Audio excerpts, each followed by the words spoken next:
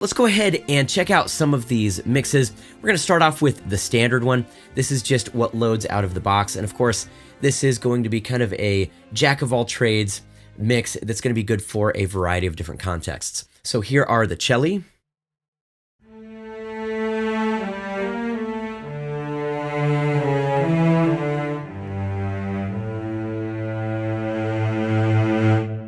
In this update, we did add even more vibrato to the higher end of that range there.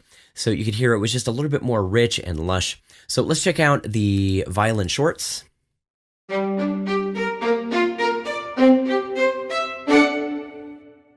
And then for all of the mixes, I went ahead and wrote just some mini demos so that you can hear what these sound like in context. So here is the standard mix.